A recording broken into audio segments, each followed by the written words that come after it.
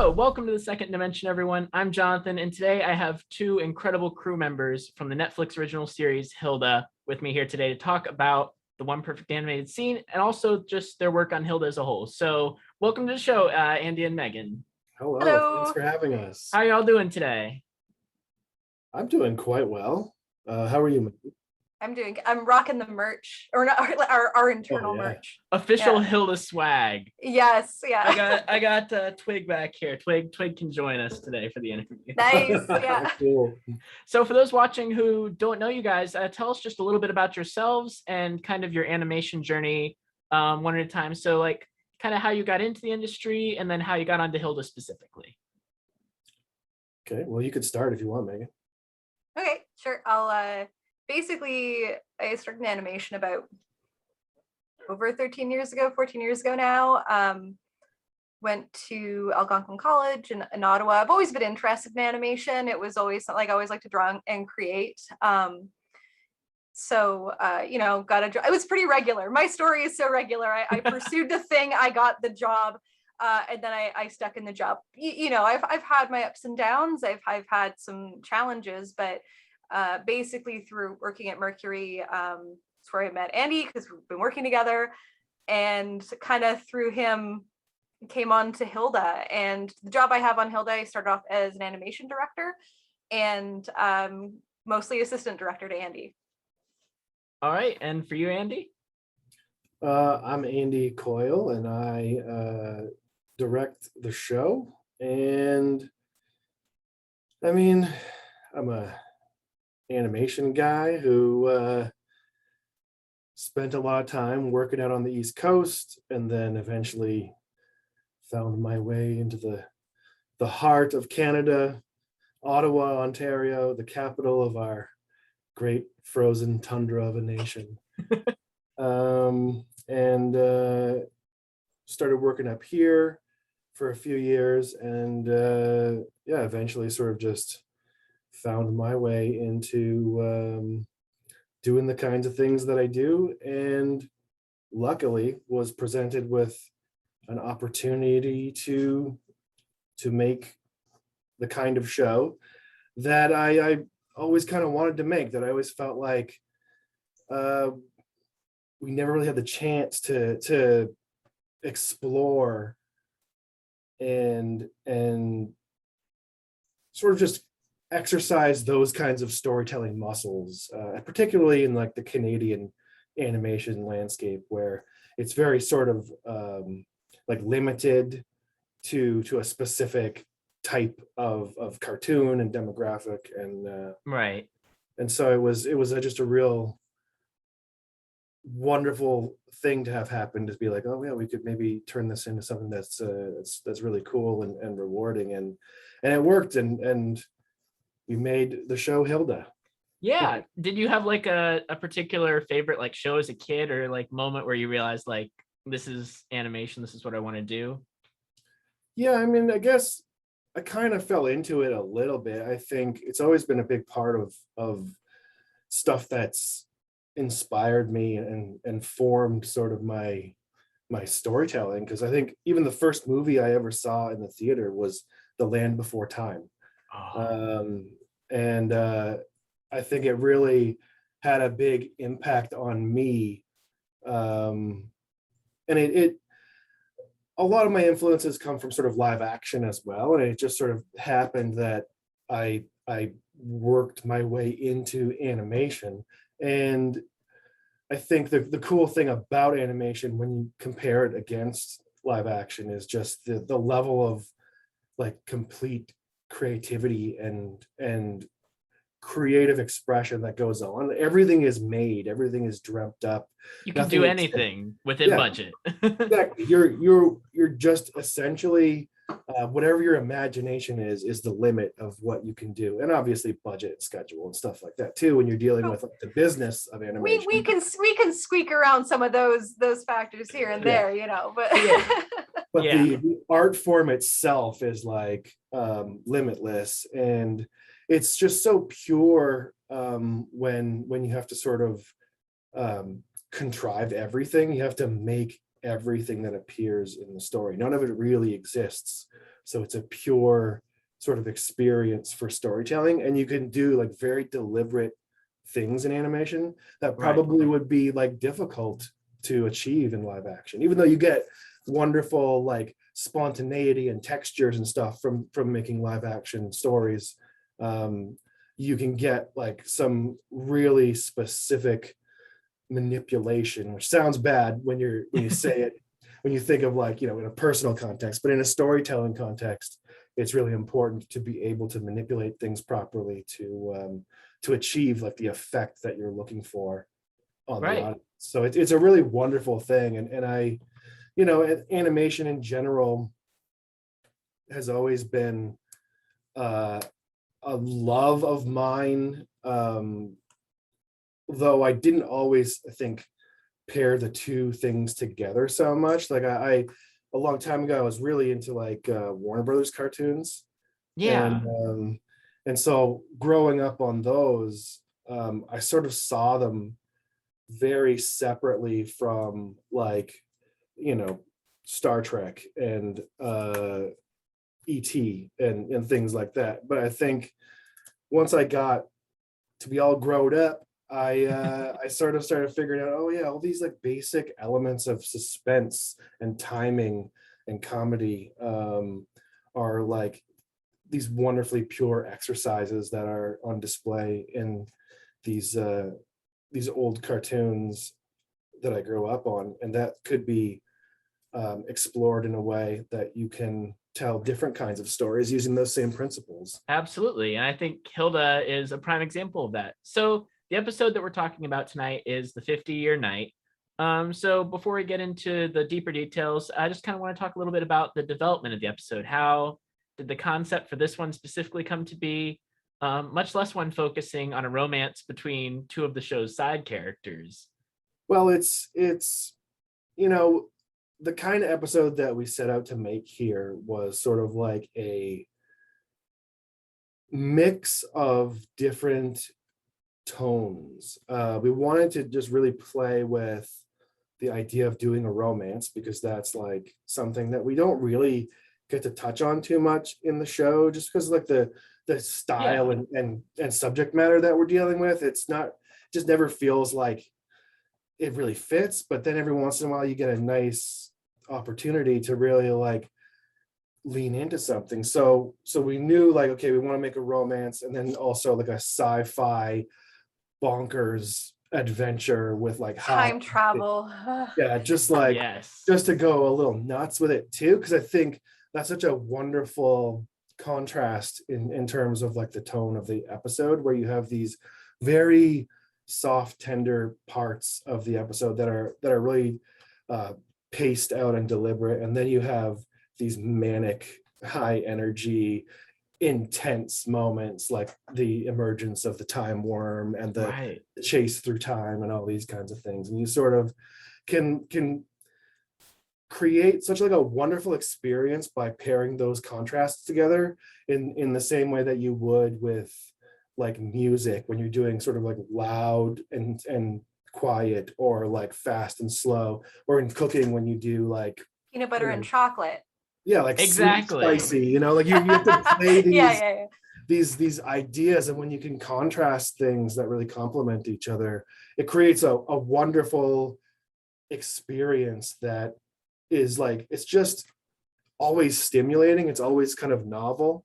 It doesn't ever, it's not one note repeated over and over again. It's these sort of twists and turns and different textures. Right. It's making sure that there's beats and having, different parts of the story. Cause it's like, even in like the big action scenes in live action films, it's like you need to have those character beats. You need to have the slow moments so that people don't get tired of hitting the same thing over and over again. Yeah, it's like a, if you're speaking in a run-on sentence, it's going to get boring, it's going to get monotonous, right? And the same way too, where it's and this is actually something that I kind of have to tone people down sometimes, because everyone, I always say like Andy's dangerously like inspirational. Everyone, when he pitches a story, everyone gets super into it, and of course everybody wants to come like right out of the gate, making their scenes the most energetic, best, all this they can. But we have to tell people like, you may get a scene, but the purpose of your scene is to be quiet and to be understated and to, yes, cat. uh-huh. But to like, you need to pull back now, and that's the purpose, and it will make another moment stronger if you do that, because when you hand out all this work and be able to pull off an episode like this that has a lot of different like contrasts, people need to understand what the purpose of their scene is, because a lot of people think like they really want to put a lot in, they want to get a lot of attention to their scene, but it doesn't always need that, and that way we kind of get the ups and downs. Less is more sometimes, and very true. Yeah, it makes the big things be big.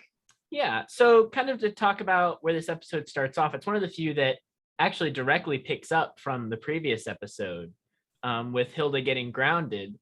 So when you were kind of coming up with, well, what adventure do we give Hilda for this episode where she's grounded? Is that kind of where the idea to, well, she can't go left or right, so let's put her through time? Or was that an idea where you just knew you wanted to follow up on Hilda getting grounded and resolving that with Mom? Or like what was kind of the thought to continuing the story from the previous episodes?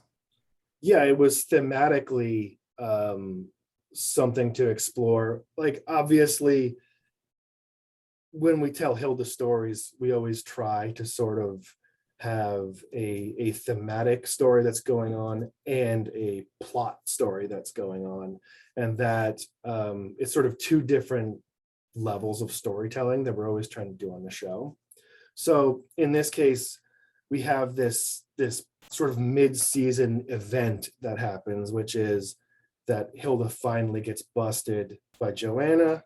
And, we do this great big epic episode with a Kraken and a fleet of ships and like the Don't talk about the ships. Don't and talk an about army the ships. of elves clashing on the back of them. It's all this madness, high stakes, great big scope. And then the real like lasting consequences, the real scope of that episode is like when Hilda gets home that night, she gets grounded. And that Right. like that's the real like heavy moment in the episode. And so we took a look at like what's the natural outgrowth of thematically what we were doing there, and that is to think about consequences and to think about the nature of cause and effect, the sort of relationship between what you do and then what happens later. And so that's an obvious sort of like starting point where you start to go, okay, well, what kind of stories would really fit there? What kind of thing would really complement that theme nicely? And you start thinking about time travel, you start thinking about all kinds of things, and it's really like a story that has like sort of a dual theme going on too, because sometimes it dovetails into the idea of the nature of time, and that like you can't live in the things that have happened, like conflicts or sadness or things that have already occurred, because those things can trap you. Like they can, Right. you can be stuck back there. You can never be able to really move on from that if you're not willing to let go of it and move forward. And I think that was sort of the big thing we were trying to explore with Hilda, is like at the end of the episode, having her be able to move forward from this moment of being in trouble with her mom, to see sort of the context of what was happening and to not let it make her more angry and more bitter about the situation. And I think that's using Ostenfeld's and Tilde's story as sort of the backdrop for Hilda to learn and process those things was just a really fun exercise.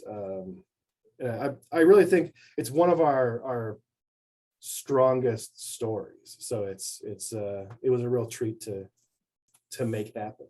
Absolutely. I know everyone loves the deer fox, but that episode makes me cry way more. It made me more. cry so much too. Yeah. Like it was just it was the episode that stuck with me from the season. And that's why it's the one I want to discuss. But I also like kind of the idea in the episode that Hilda can't have her separate adventure life be totally disconnected from life with mom. And it's kind of like, you can't have two timelines, almost that same idea. There was a lot more material originally. Like we had gone through so many versions of the script on this episode, and there was all kinds of cool stuff in the time chase sequence. That was actually like a much bigger thing with a lot of big ideas in it, where Hilda was going to sort of run into her mom as a little girl. We were going to introduce that whole idea. We were going to go into sort of like 15 years into the future. Yeah, we're going to go to the future, right? Well, Hilda's going to run into David as an adult. Whoa! And it was going to be this big moment of like, it's like David's seen a ghost, and they have like a moment he helps her escape from like the time worm, and there's like sort of a sadness there, and you wonder sort of what happened, what is the story between now and then. There was all kinds of like cool ideas that we were batting around, and ultimately it got simplified way down because the meat of the story at that point, we needed to move it forward. We needed to make sure that we got this sort of disorienting, chaotic chase through time. So I just did it in a real quick sort of in and out of like, let's go to the distant past, let's go to the distant future, let's bounce around a couple of things, and then that'd be enough to get the picture of like, okay, this is what's happening at this point. And I think it functions, at least in sort of where it is narratively, the structure of the show. You don't want to spend too much time between the eruption of the time worm and then the resolution at the end, because at that point, like, everything is so intense.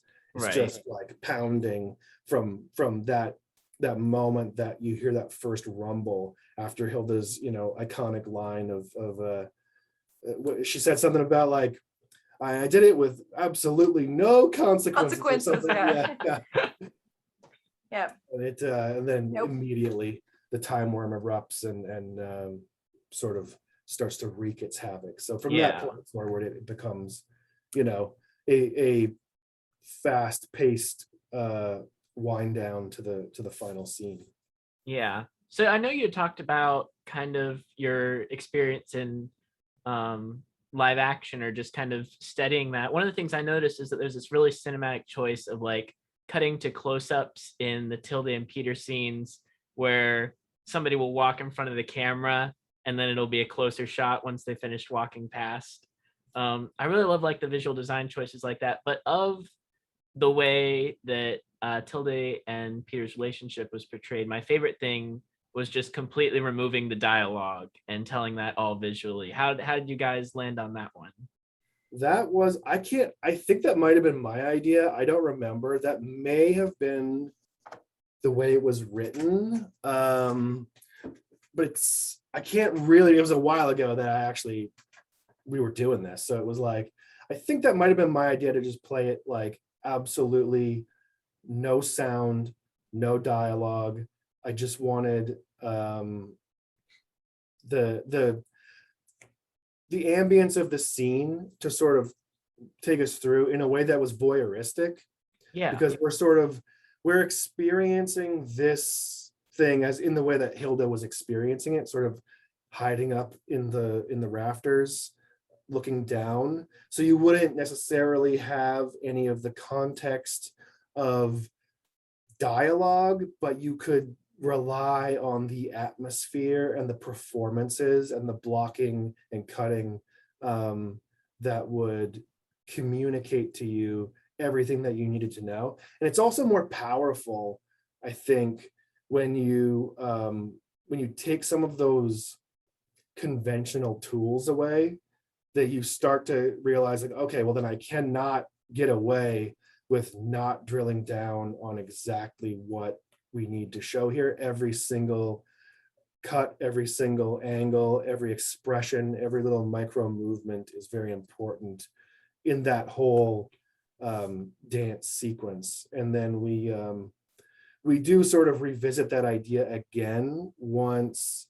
Hilda is able to return to the club, find young Ostenfeld, tell him to go after young Tilde, and then she goes up with the other Ostenfelds to the window in the loft and watches it happen. And you sort of see their first meeting again.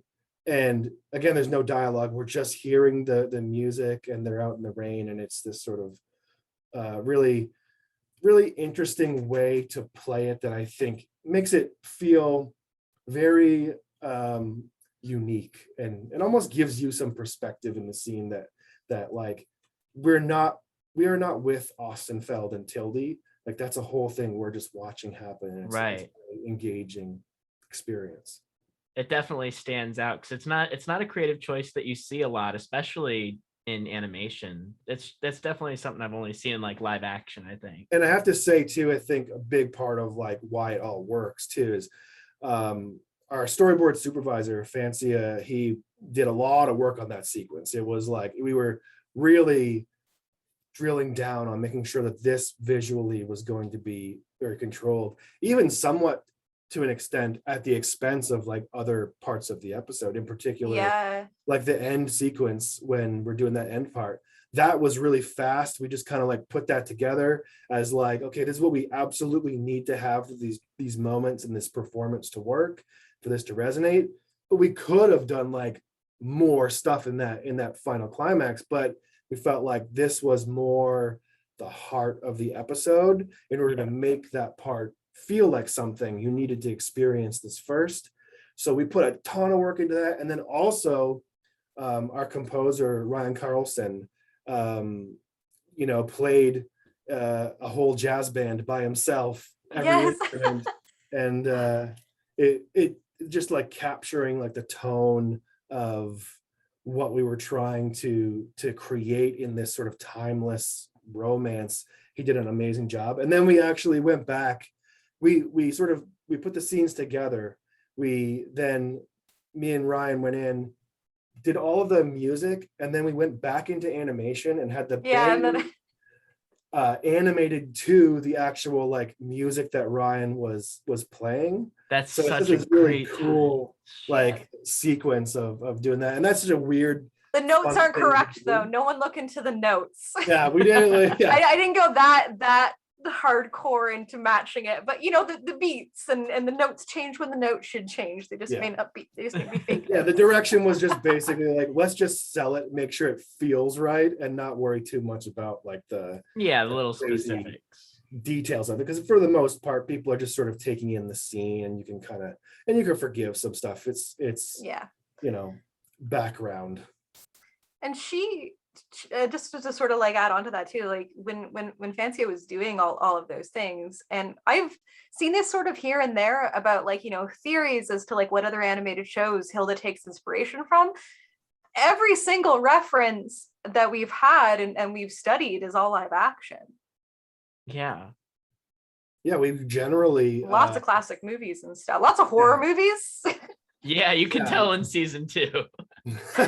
That's all. They got a director who they were like, oh, look at this wholesome adventurous children's project, let's give it to someone who loves horror movies. It's gonna put so many references in. I think that's the best part of it though, is that like it's a show that's allowed to be a little scary and a little intense at times. It's one of those things that I feel like the lightness and the appeal and the cuteness of it in some ways helps to like create a format that makes you be able to digest the horror and the intensity in a more palatable way. Absolutely. Especially if it's your first experience with some of these like things, like having the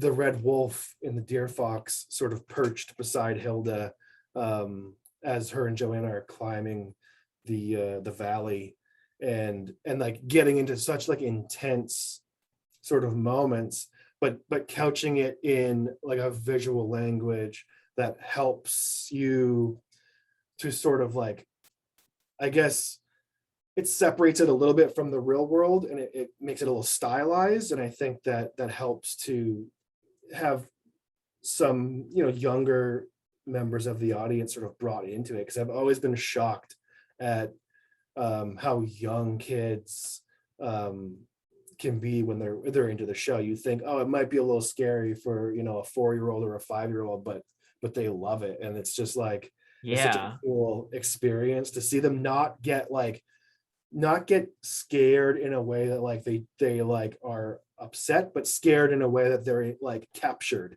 and they just are like they can't pull themselves away from what's happening on the scene. And then once it's over, it's like exhilarating, and that's such a cool, fun, rewarding experience to see. Because we've done a couple of screenings with kids. When we did the premiere for season 2, we did it at the New York International Children's Film Festival.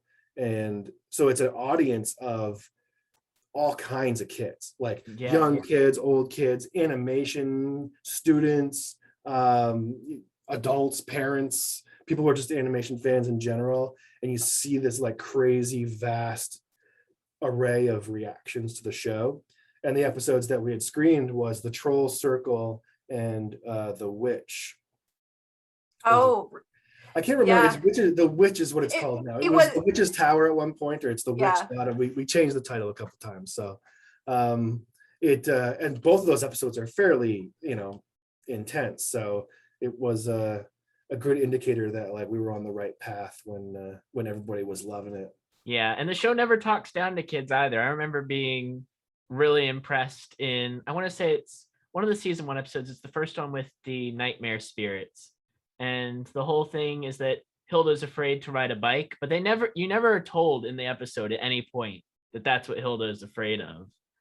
Exactly. But and it entirely comes across. And I love that, the show, it lets you think through it and figure it out. And it's even a thing where like the bike itself isn't even really the relevant thing. It's more about what it means to her, and the idea that she's different and she's not right. Like she's not like the other kids. This bike is a symbol for her not being a part of the human world. That she's, it's this idea that in some ways she does have insecurities about that, and that that's really what scares her, is that maybe she's a weirdo and that she's not like everybody else.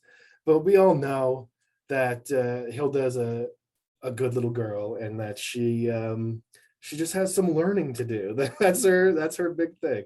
The amount of like thought that goes into the themes, like I've learned so much, like just listening in on how the choices are made. But my favorite one, like as far as like meta commentary goes, Andy, is your take on the theme of the witch. Oh right, yeah. There's an entire episode basically where I wanted to basically thematically explore the idea of expectations, because we went in, like when we finished season 1, we never really expected to do more, really. Like we thought, not that we were not looking to do more, but we went into it realistically thinking like, okay, well, we have a shot at making like this fun little quirky cartoon, and it's a little out there and strange, but it should be a fun little experience. So we were very careful to wrap up the whole thing in a nice little bow, and like the first season is it on its own, it stands alone as a whole thing. Yeah, and we were all very, very proud of it. And you have the source material. It was all there for the first season too. Like even though it goes in different directions, like you have those books to kind of base a lot of where season 1 is. Yeah, it was very much like, this is what our show is going to be, and then we did it, and then everybody really liked it, and we did pretty good. So then they let us know, let's do some more, and we started going, okay, well then what do you do? Like, how do you follow that up after you sort of like tied a nice little bow on it? Now you got to open that gift back up, and how do we make a show that isn't just going to be like a repeat of what we just did? And the big thing was, oh, well, we definitely want to evolve the show. We want to grow the show with the audience. So Hilda's going to be a little older. The tone of the adventures is going to evolve to be a little more mature than season one. And with that, what's going to come is like people going, oh, well, it's not as good as season one, or, oh, this isn't Hilda anymore, or whatever, like people are going to be in their head, they're going to create like what they think the rest of the season, the rest of Hilda is going to be. And then inevitably, no matter what you do, some people, it's not going to match up with what they were imagining. Of right? course. Yeah, the first season was, I mean, no one had expectations for it because it was new, but Yeah. now everyone has a lot of expectations for what the second season is going to be, or what the next thing's going to be, or the next thing's going to be. So yeah. And then you find like start going, okay, well, how do we address this in a way with our audience to sort of help them start, at least in terms of like emotionally feeling these kinds of ideas. And so this whole idea of the episode of The Witch is about expectations, and it's about like not getting exactly what you expect, and that's good, that's okay, that they're like, you shouldn't dislike something for what it's not. You should like it for what it is. And if there's nothing there for you to like, then it's fine to not take part. But to actively be upset or hurt by something because it doesn't do what you had predetermined in your head was going to happen, it only leads to just like misery. I think everybody can remember, that kind of thing where like there's a band you love and like they put out this great album, and then you're so excited for their second album. It's coming. And then you hear this second album and it just completely lets you down, and you deflate, and you go, what? I don't like any of this stuff. This isn't what I wanted it to be. And I think once you can separate yourself from that idea of like, oh, well, yeah, it's not what I wanted it to be, but is there something cool here? Is there something fun that I can enjoy? Then you can open yourself up to all kinds of experiences. So the whole episode of The Witch is just basically, let's go and in a satisfying way, set everybody up for expectations, and then completely do the opposite, and don't, and do it in a way where like we're taking the journey along with the characters, so that we're feeling what they're feeling too, so that when we get to the ultimate subversion, which is, Hilda's not going to be a witch, that doesn't make any sense.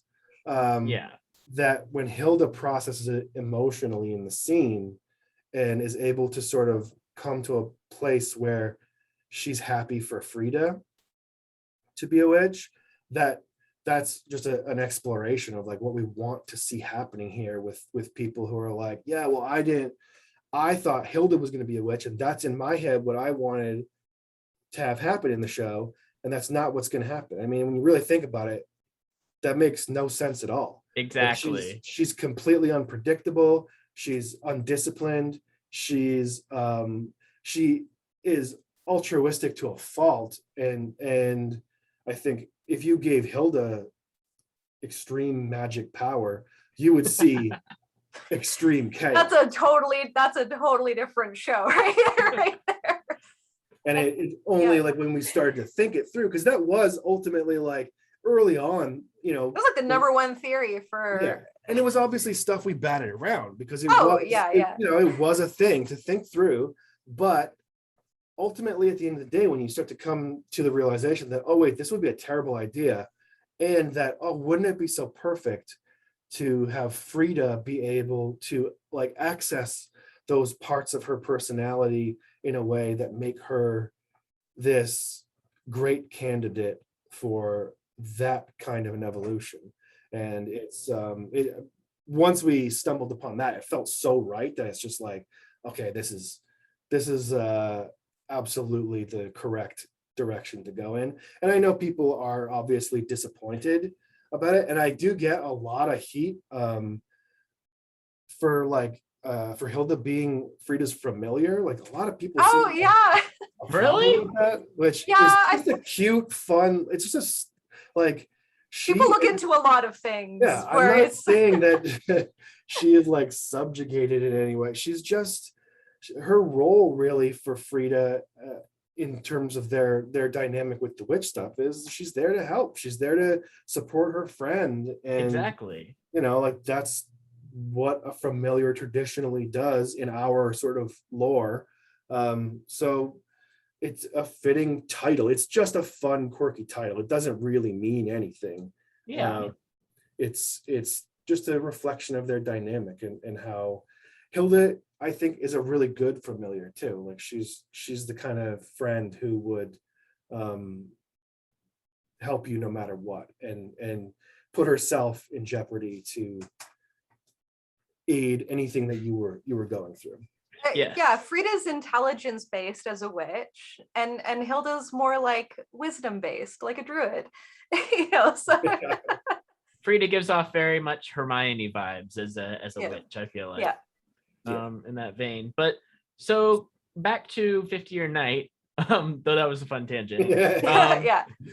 So time travel episodes, I love them a lot. So how did you guys settle on, I guess, the rules for time travel in the world?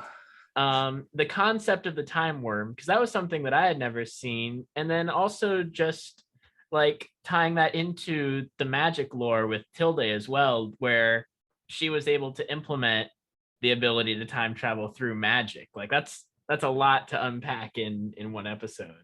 Yeah, I mean it is quite The script made me cross my eyes. The beginning of it.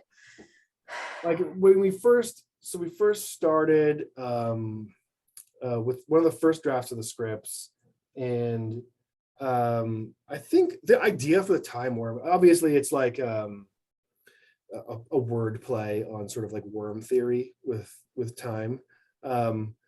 In our case, we just thought, oh, wouldn't it be fun to make that like a literal wormhole? I just made that connection. And so I think that was something that Luke maybe had come up with the idea for that. But then developing he did the original sketches that were like as creepy as hell.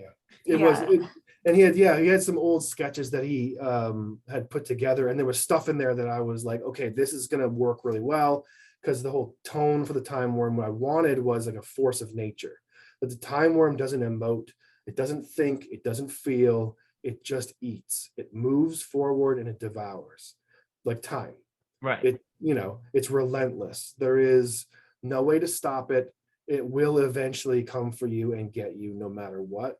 And so I wanted it to feel like a shark. I wanted it to feel completely not personified in any way. And there's this nice little detail of its face, which is just the front end of the time worm, consisting of these sort of three orifices, we like to call them, that when you first call them. It kind of looks like an eye, two eyes, and a mouth, and then each one of them is like a mouth. It's all mouth. Everything is a mouth, and so they open up and devour no matter what. And it's this eerie, cool visual, along with the idea that we were also playing with relativity in terms of like the color theory of it, where when you approach the speed of light, the spectrum starts to separate, and that in front of you everything is blue, and that behind you everything is red because of the way the spectrum of lights starts to separate at that high velocity. So in the time worm design, we were like, okay, let's like separate it out and gradiate it so that at the front of the time worm it's got these blue stripes, and then as you move down the time worm it gradiates towards red, and it becomes this just fun little nod to relativistic theory. That's such a fun design choice. I had no idea. There's a lot of little quirky things like that that sort of we stumble into as we're trying to develop the ideas to make it interesting. And I think the biggest challenge obviously was time travel mechanics, which are a big headache for everybody. And Always. I remember we were racking our brains trying to break this time travel structure down, into a way that like could work. And it was such a insane thing. I remember one day, me and Megan were talking about it, trying to figure it out. And then Megan came in the next morning and she was like, okay, here's the thing. Here is the thing we've been screwing up, is that Hilda doesn't break time, that Tilde breaks time. Right. That Hilda just exacerbates it and makes it so that the time worm notices everything and comes to like have the consequences. But the real fracture in time happened when Tilde enchanted the magazine. And that from that point on, time is broken. Time, like there's problems, there's inconsistencies, there's these ideas that, because if it's a closed loop. Yeah, we were trying to go for closed loop before, Yeah. and it just wasn't working. it was too complicated to be able to make that work, because you'd say like, okay, well, if it was a closed loop, then all the Ostenfelds that ever traveled back to the mid-century club would already be there, because that's already what would have happened. And that like the first Hilda, when she goes through the loop, would inevitably meet the second Hilda, because the second Hilda would already be doing those things. So we had to eventually throw that whole idea away of the perfect loop. Right, because then you couldn't have the first time around. It would be yeah, so exactly. hard. Yeah, it became unmanageable with sort of the things we had to accomplish in the story. So we started figuring out, okay, well then the fracture in time happens really when Tilde enchants the magazine, and that everything thereafter is compounding these problems with the timeline, and that it is it's linear, that it does happen in order, even though that kind of breaks your mind, because when you start to remove like the way it's parallel timelines basically hopping in between, and it's like, you know, my partner at the time was like really into, like still into like sci-fi and like, you know, time travel and stuff and like fifth dimensions, and I'm like, please how do it work? So yeah, the idea that like we didn't have to loop it was, and it was just like a linear but fractured kind of hopping in between sort of thing, with everything moving forward, just gave us a bit more freedom. Yeah. Yeah, because you don't want to have to sacrifice the themes and the moments and the stories for like a technically perfect loop, you know, like right. it limits you, and you don't want that. But you can still kind of, with that freedom, do things like introducing Hilda 3 to come in. It's like, okay, well, we didn't see that, but yeah, we get it. You can reasonably extract that there have been more loops actually that we don't actually see, just based on the fact that at the beginning of the cold open, you do see the time worm and a Hilda run through. Right. So there is more that we didn't experience through that whole business that was going on. The death count could be way higher. Yeah. You know, you thought we topped it off in the second season, but actually, if you think about all the alternate universes and timelines, the death count's way up there. Oh yeah. So it's really, it was a very complicated thing, but it also led to a really great revelation about the climax of the episode, which was once we stumbled upon that idea that like let's throw the perfect loop out. We're not going to do a show. We're not going to do an episode about like everything connecting and it's all perfect loop. We're going to do this thing where Tilde broke time. Then it all of a sudden gave us this moment in the climax to say, oh, okay, then now we can give Tilde agency in this story to correct the problem and take responsibility for it. And as an example for Hilda, to show her what happens when you don't think about the consequences, when you just do stuff. She was impulsive and young, and she enchanted this magazine and didn't really think about what was going to happen and never really thought about it again. And then, you know, all of a sudden she starts feeling this weird feeling in the pit of her stomach, and thanks to her unmitigated power, she's able to preserve herself from the timeline shift, and unfortunately has another version of herself in her living room, and it's this great moment where Hilda's feeling all these feelings of regret and remorse for what she's done, and and that Tilde eases her and relieves her of it by revealing to her that it's not you, it's me, and that the reason all this happened was because of what I did with this magazine, and that this is the root of all of these things. And if we undo this, then we can undo it all.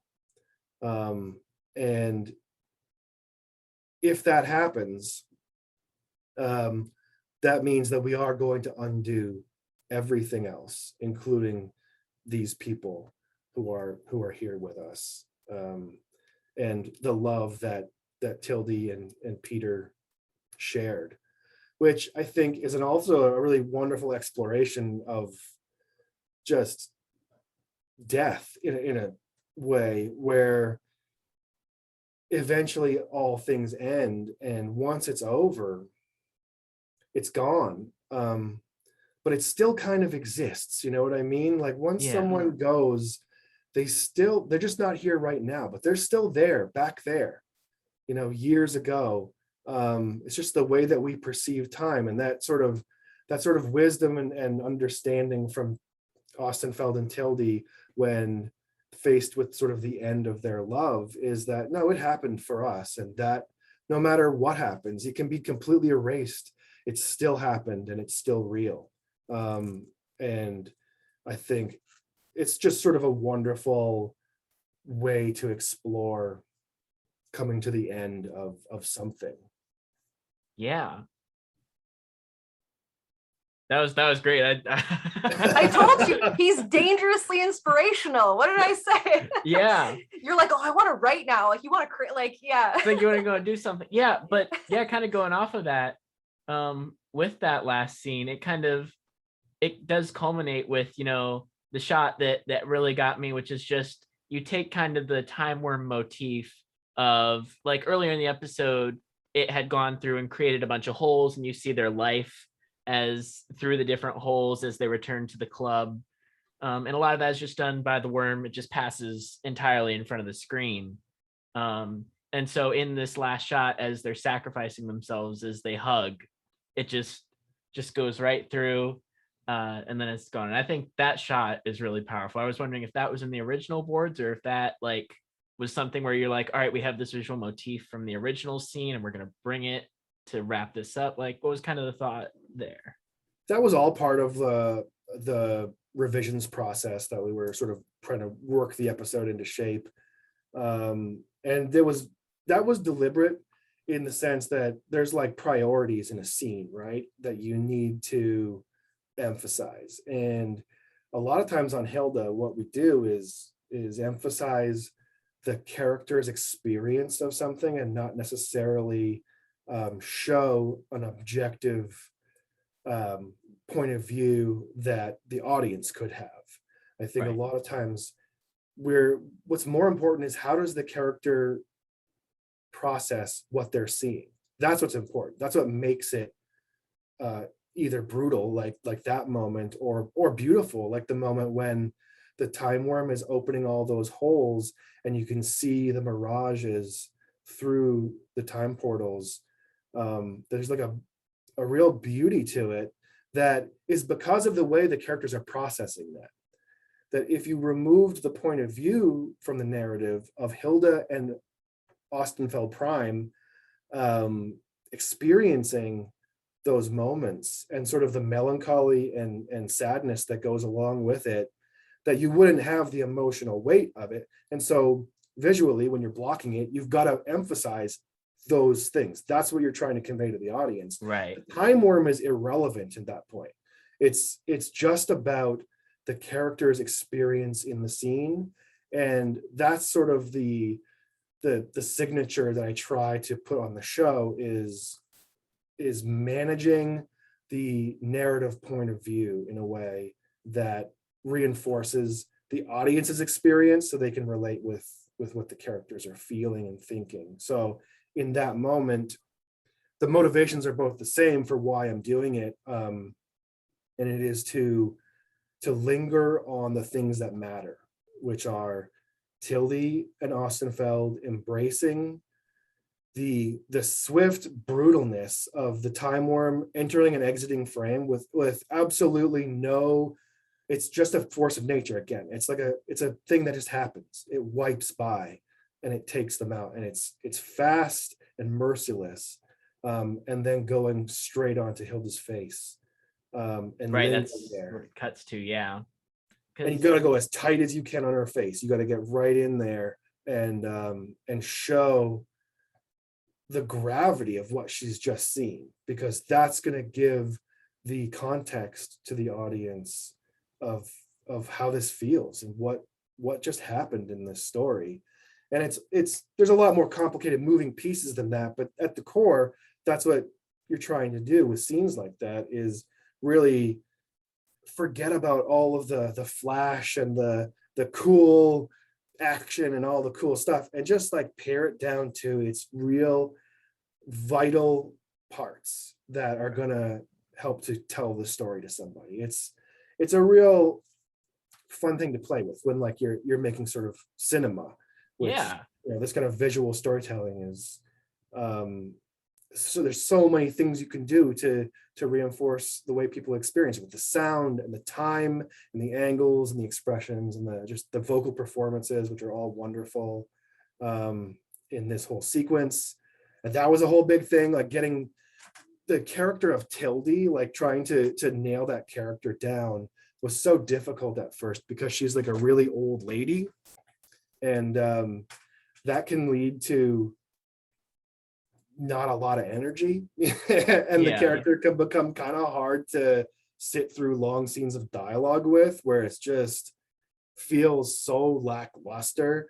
And eventually, when in the process of sort of recording her, we found the angle that is like, Tilde is so old that she's over everything, that she, she's seen it all, she's had this crazy awesome life, and so it's kind of all old hat to her, so she doesn't really care about the drama or like the anything like that. She's over everything. So when you give her that sort of like wry perspective, it gives her character like a dimension that I feel allowed us to give her some meat, that gave her like the way she behaves in a way that is, obviously she has a lot of experience, she's very wise, very old, but she's not decrepit and boring. no, she's kind of the ultimate witch from what we know. It's like, obviously she has a spell that can stop the time worm in its tracks for a moment. Yeah, she's a little OP. Yeah, which was also a problem, like when you're dealing with trying to break stories and be like, oh crap, well Tilde could just take care of this with a snap of her finger. How do we sort of write around this idea? And again, it comes down to her character as well, which is sort of, she's a little detached. She's not like, oh, this is so beyond her at this point. She's been through it so many times.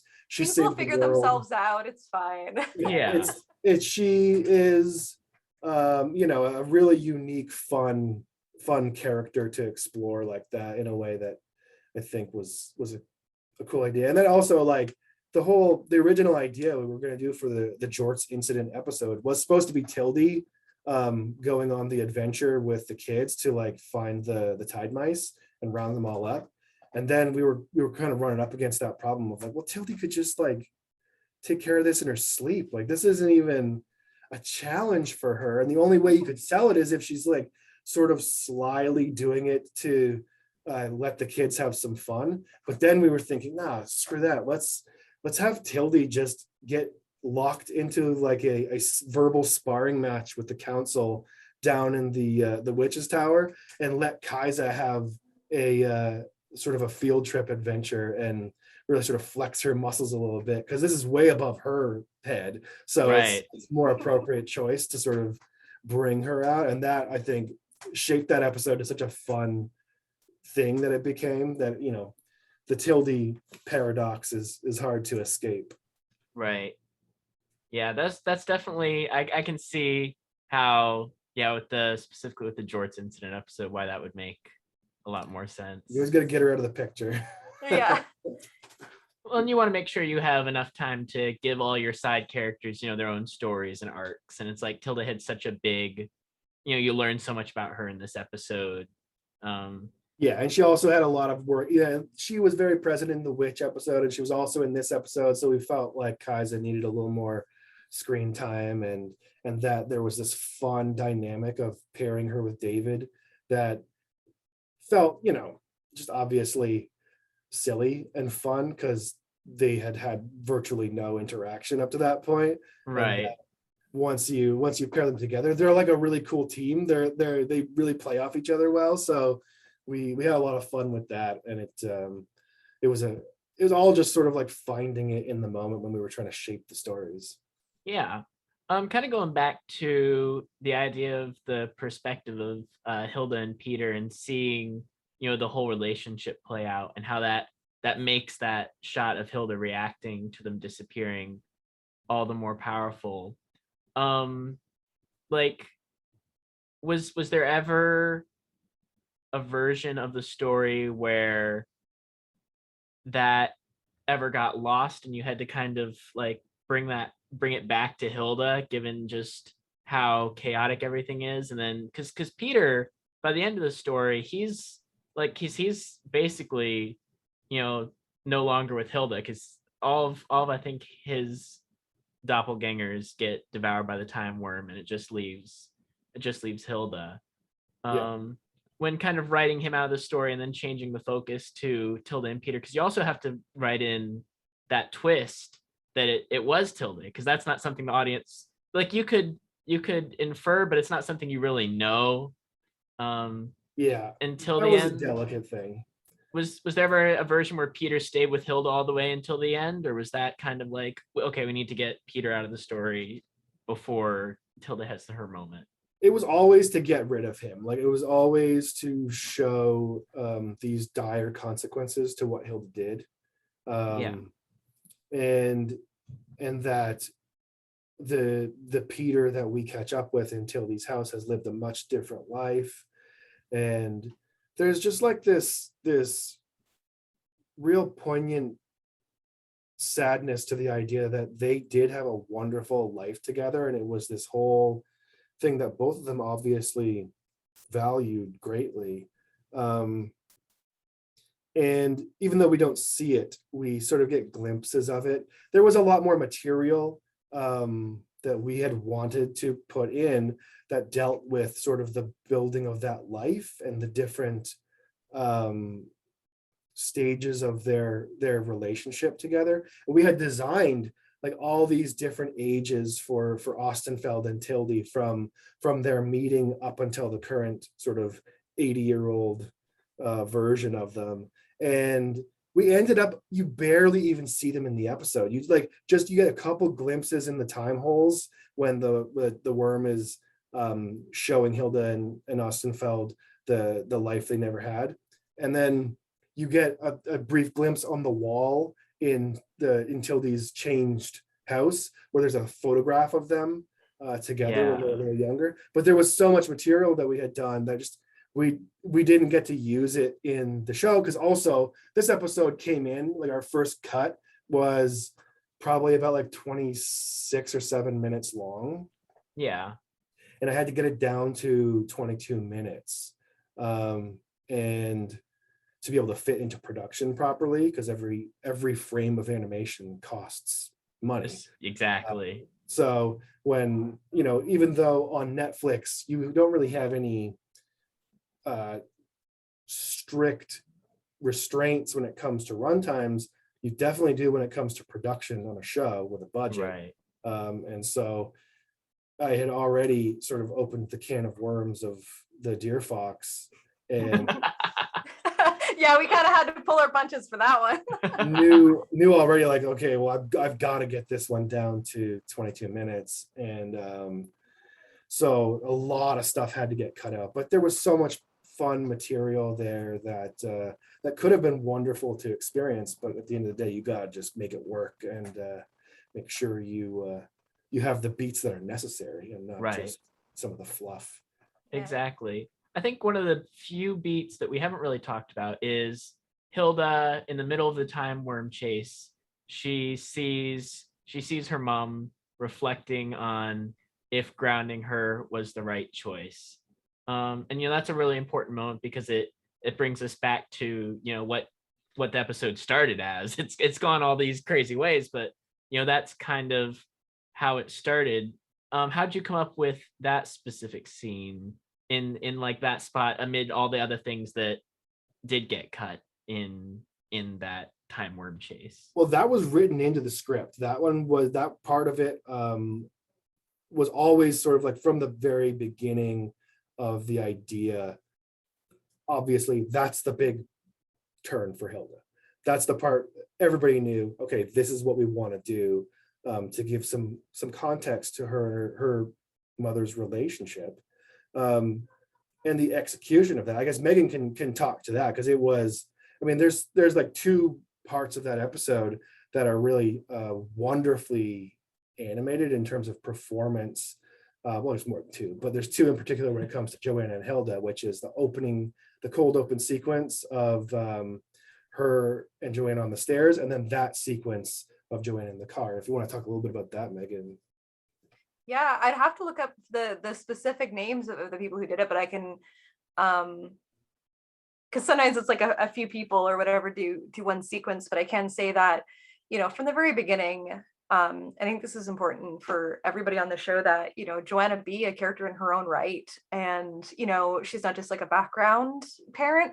And I think that's really, I mean, I don't have kids, like Andy's got kids. We have a lot of, parents on the show. And I think it's being older, it's really rewarding to have a show out there and a character out there that can be honest about the ups and downs of being a single parent. And, it is tough. And it's really important that Hilda do relate to her mother. They're not exactly the same, but the moments they have where Hilda gets an understanding of like, oh, there's a facet of my mom that I didn't think about. Like, it didn't even dawn on me that she was, she takes this so much to heart. I didn't even think about that. So I think that's, I love that we can have a show that can show that sort of relationship, because for me, like, I was incredibly close to my mother. Actually, my mother is very similar to like Hilda's mother. She had like curly brown hair and a burgundy sweater, and she was like a single art career mom. So that's always been something that's really important from the very beginning, is to make sure that the relationship is sincere and reflecting of two individual people, and not just they're there for like the parent-child relationship, but they have their relationship, but they have their own individual selves and their own individual challenges. And and that's one thing that I've never really had to explain to the animators. I think for a lot of us, either we have friends who have kids, or we're getting to the age that like our friends are having babies and all that kind of stuff. So Yeah, we're like, yeah, there's complications to being an adult. And I feel like this some way I would have a hard time doing this too, punishing my kid, Yeah. So yeah, it's one thing that's come very naturally to people. We always ask them to, and I always sort of want people to bring their sincere experiences to the show. Hilda's a great show for that, to have enough room for people to bring in new ideas, new experiences. Oh, this reminded me of this one thing I went through. Like, a lot of the stuff that I've helped out on, I channeled from my childhood. There's so many references and little Easter eggs that have to do with people. So and I think that sincerity comes through in the acting quite often. It's the only thing I really need to mentor and train people on is just how to get that sincerity out execution wise.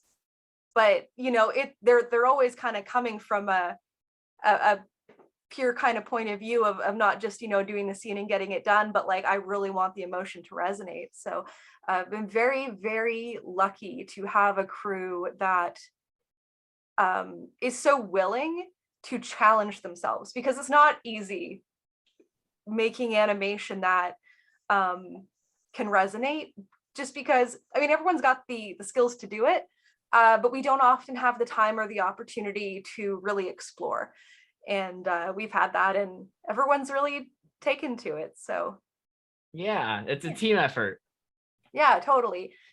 So it's all come from understanding the core themes. Every choice we make I always say that Hilda is a show that is, simple in execution, but it's very hard in thought process, because at the end of the day, it's a lot of these things are simple, but simple is hard because there's nothing to hide behind. There's no glitz, there's no glamour. There's like a simple action, a simple expression to communicate everything you need to communicate in a scene that may be 30 frames long.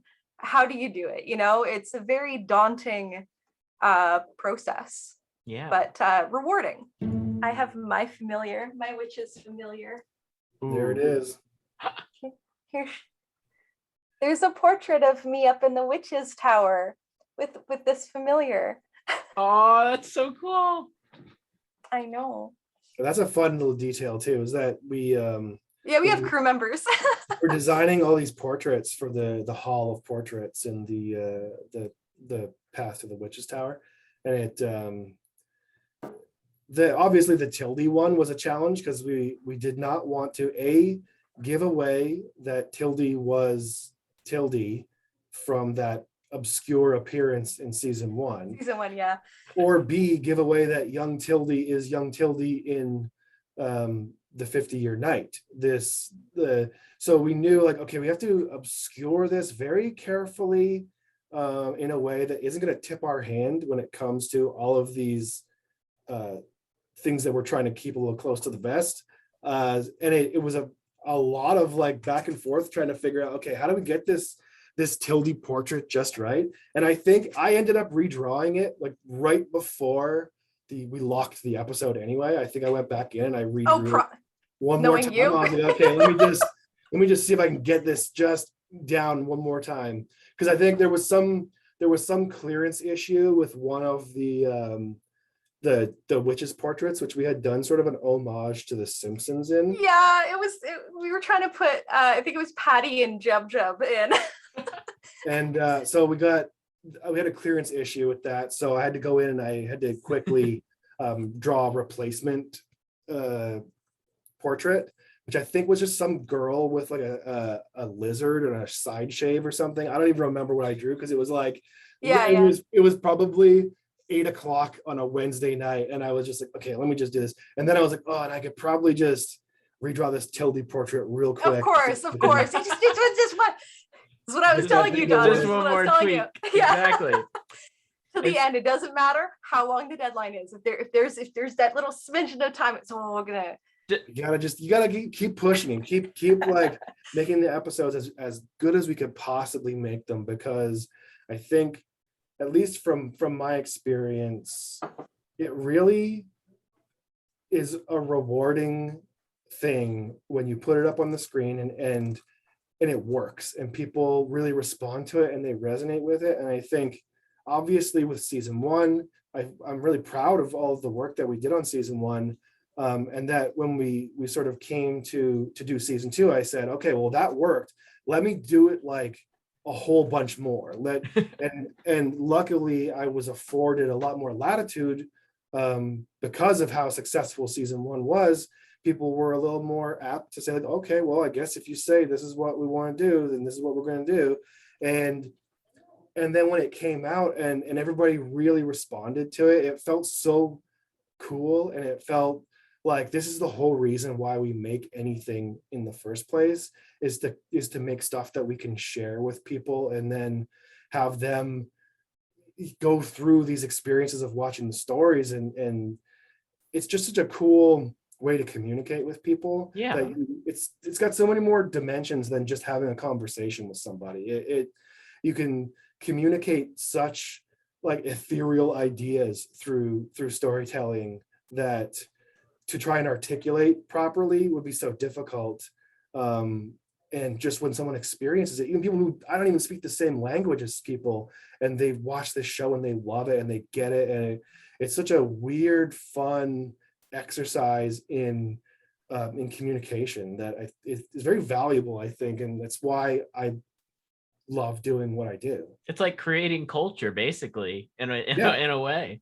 I mean, obviously we're just a tiny little show, and there's like all this really cool stuff going on all around us. But I do feel really proud of what we were able to make and contribute to the overall sort of experience of people who like to watch that kind of stuff. I hope people remember it fondly and revisit it often.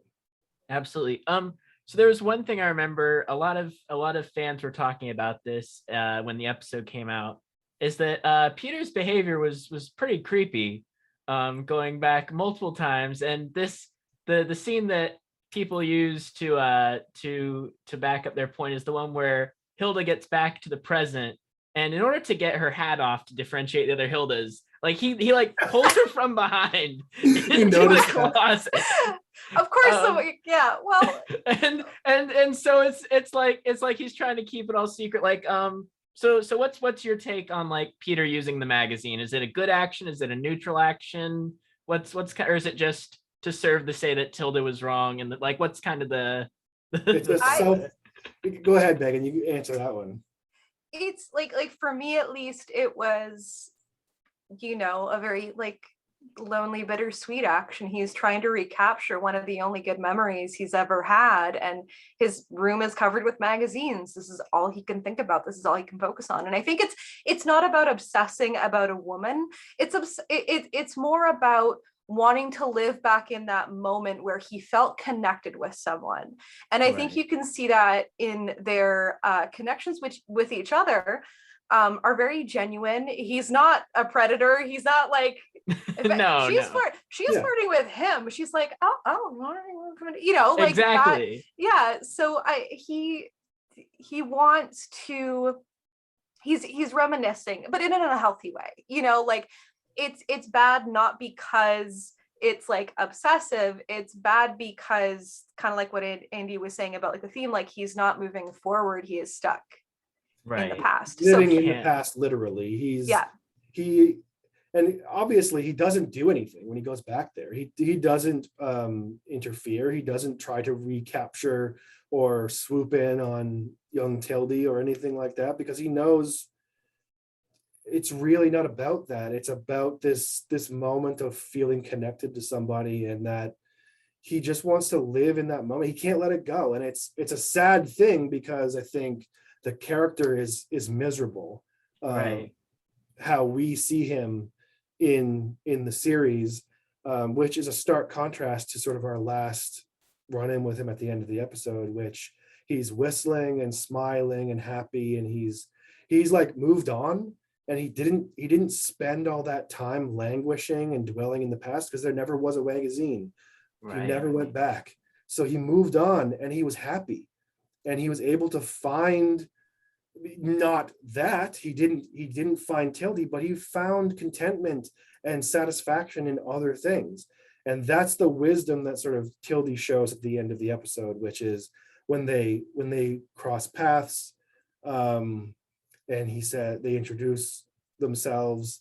There's even like, I had written this little line that we cut it out for time, but it was just sort of this idea that when they first run into him, he goes like, "Oh, Hilda, hi.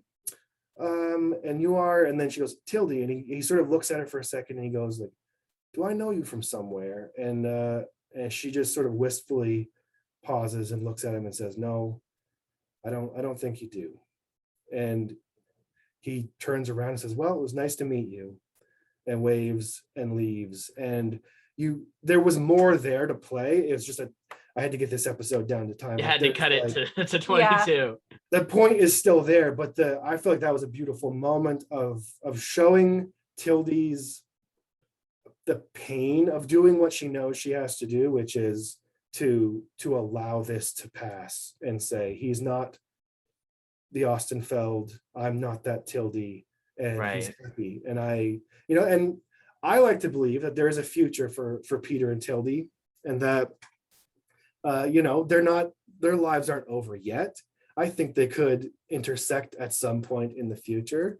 In fact, I would bet on it. I would say that's the direction that their lives might go. But I feel like that what happened in the episode is gone, and that they have to move forward and live their lives as they are.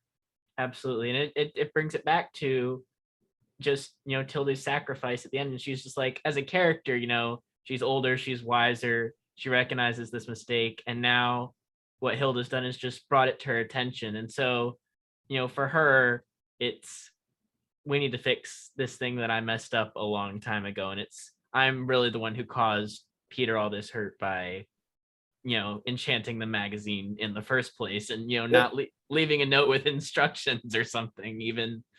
Yeah. That's Tilde, man. She's she works on Tilde time. She's gonna do things, so she's gonna do things like no one ever said this was a great plan, Tilde. She just, like she said, she was young, she was irresponsible, she was reckless with her power because she's obviously like a naturally gifted wielder of magic. Yes.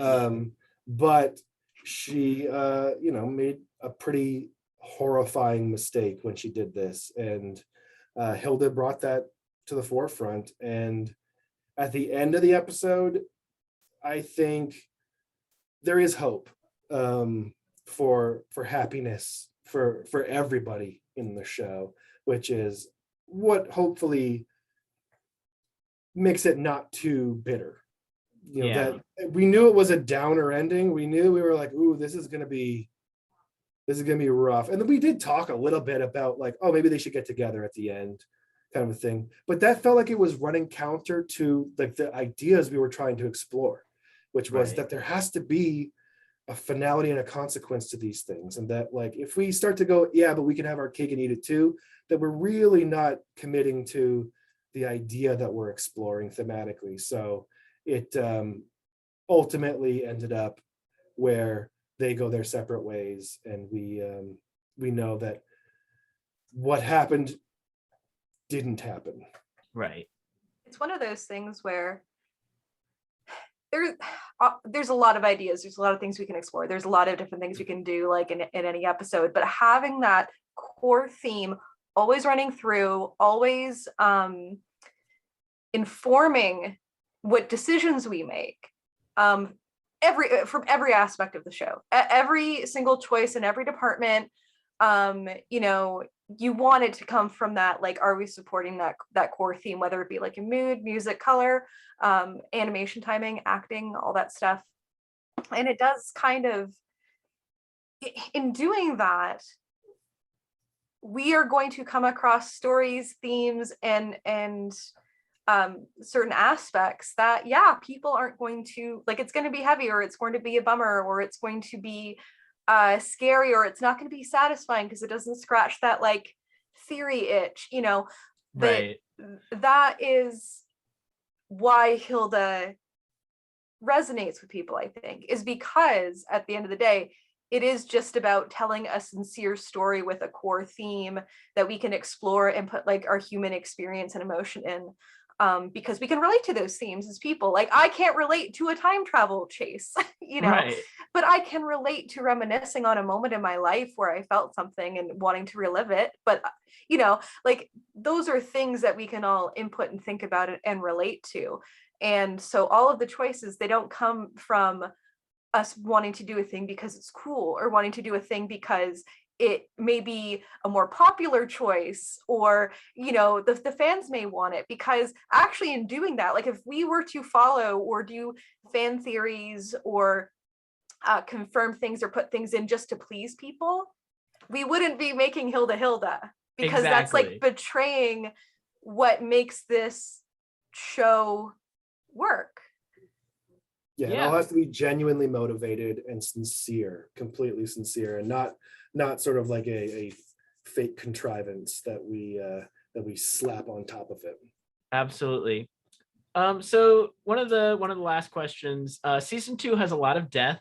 We talked about that a little bit earlier, and Alfred definitely points it out at the end, where he's just like, we saw ourselves die twice. Was there any particular reason that showed up so much? And did you have any trouble getting any of that past standards and practices?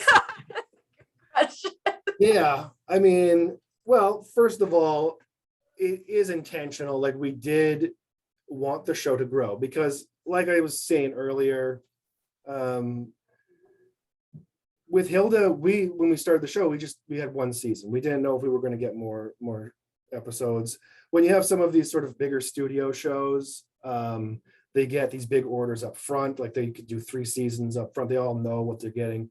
We didn't know any of that. So we, for all intents and purposes, thought, okay, our 13 episodes in season 1, that's our show. And we did it, and we're really proud of it, and we love it. And it's out in the world now.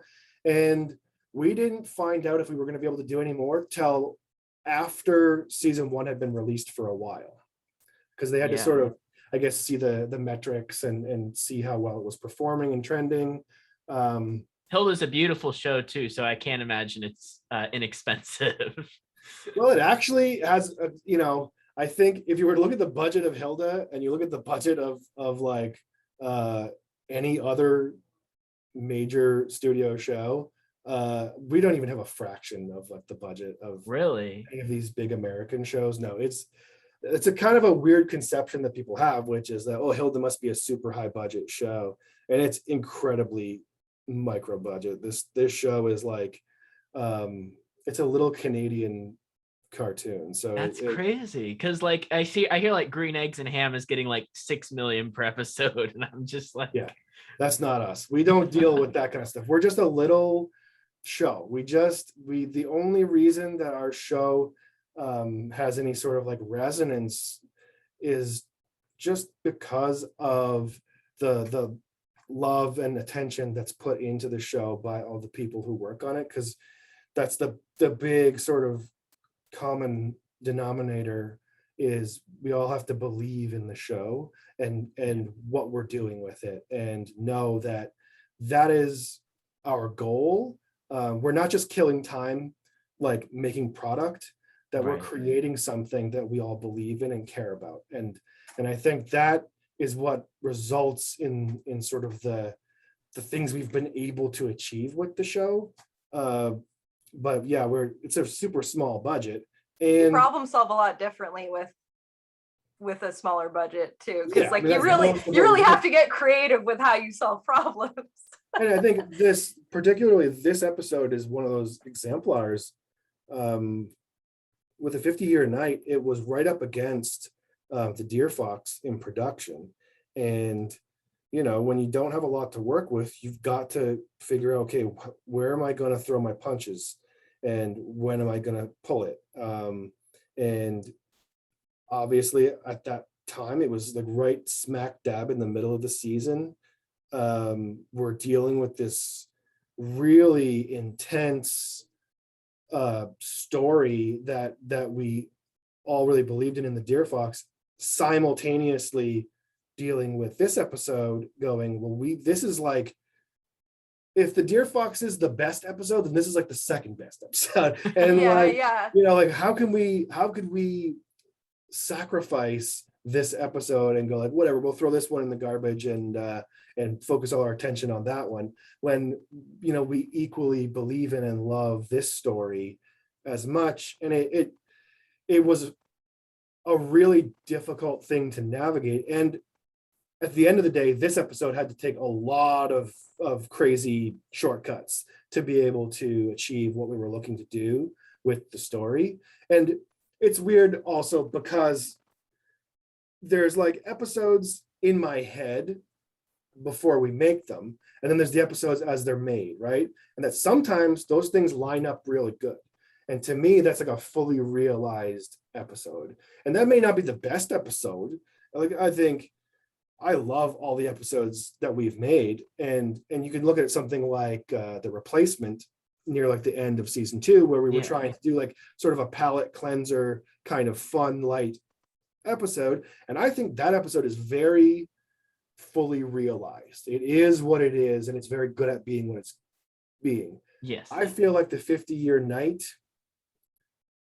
has a lot more room that it could have been so great. Like in my head, it was this insane thing. But in reality, you kind of have to go, okay, well, we've got some major things we've got to solve, and we've got to figure out how do we cheat around some of this material and still be able to get away with it.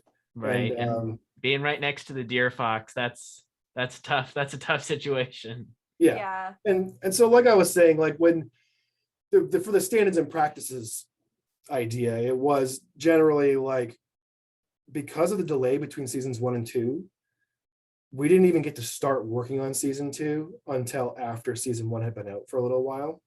So we knew there was going to be a big gap between Right. the releases of the 2 seasons, and that the audience would be growing up. Like if you were 10 years old and you watched Hilda season 1, when Hilda season 2 comes out, you're 12. Yeah. And that may not be a big difference between 20 and 22, but 10 and 12 is a pretty big difference. And so we definitely made a conscious effort to mature the show. And it's a show about growing up at its core. So it would be completely antithetical for us to just have it stagnant and locked in sort of a perpetual 10-year-old mindset. Yes. So we thought, like, okay, when we're going into season 2, we have to make the stories a little older. We're going to make the characters a little older. We're going to make the tone a little older. So it's going to be a little scarier, a little sillier, a little more action, a little darker. And part of that was, you know, some of the intense moments that come when you're doing sort of high stakes genre material, like the Eternal Warriors. The Eternal Warriors. I was gonna say Yeah, that one, I would say, when we first read the script, I remember bursting out laughing in the office because I was like, there's no way. There's no, what do you mean David gets decapitated? I don't understand. twice. Yeah. It's funny, like I joke about our death count all the time, but that's the kind of weird stuff that happens when you follow themes and you experiment and you go like, how do we like take this kind of a fun, ridiculous concept and tie it into this message, and what comes out of it? Well, apparently in season 2, lots of death, I guess. Lots of death, yeah. But I think it's also justified by the stories that we were telling. It wasn't just to be like salacious. It was about exploring the themes that we were exploring in the stories. So in the case of the Eternal Warriors, it was very important that we understand the nature of fear in a way, explored in a way that was very different from the way we explored it in the Nightmare Spirit. We took sort of a completely different point of view and said, okay, if we're going to explore fear further, we should explore the other side of it and say, rather than having to conquer your fear is good. Your fear keeps you safe, and it protects you. It's a survival instinct, and it makes you smart. It motivates you, and that's a really valuable tool to have. And that if you lose that, there are dire consequences. If you have no fear, then you walk straight into trouble. This is something that, like, to help define David's character and to really explore the nature of his timidness, it was important that we give a stark contrast and show those consequences. So David had to die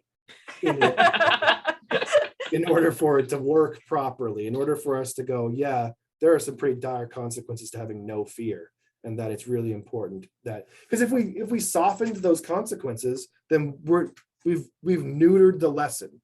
We've no longer exploring this idea in an honest way. We're again trying to have our cake and eat it too. We can't do that. We have to commit to the idea that this is real and serious. Right. What was the hardest thing? Do you have like a specific hardest thing to get past standards and practices from season 2?